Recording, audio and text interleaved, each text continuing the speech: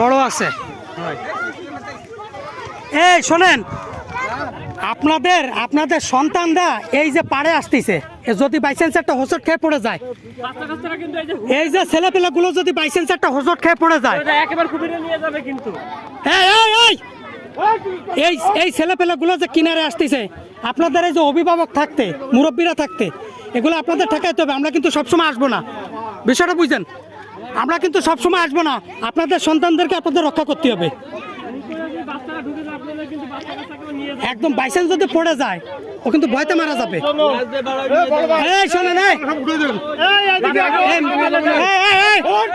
এই মেম্বার সাহেব কি কয় শোনো,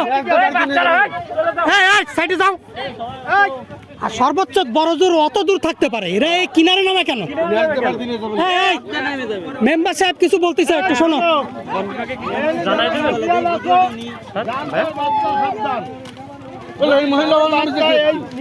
আপনি বাচ্চাটা নিয়ে ওইখানে নামিয়েছেন কেন?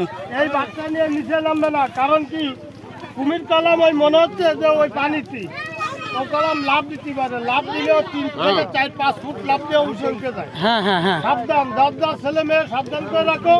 আর এই নদীর কুলি না এসে বলে মেলাটা কারো বাচ্চা ফাটায় না। ঠিক ঠিক। দেখা দরকার হয়, দূরে তার দাঁড়ায় বলে না করেন, নিরিবিলি দেখো। আরে কেউ ঢিল মারামারি করবেন না, ও ক্ষিপ্ত হয়ে গেলে কিন্তু সমস্যা আছে। ঢিল মারামারি করবেন না।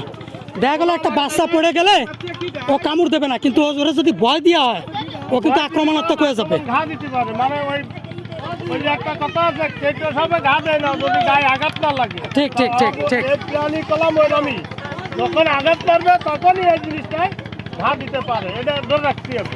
এই জন্য গাছ ছেলে মেয়ে সাবধানে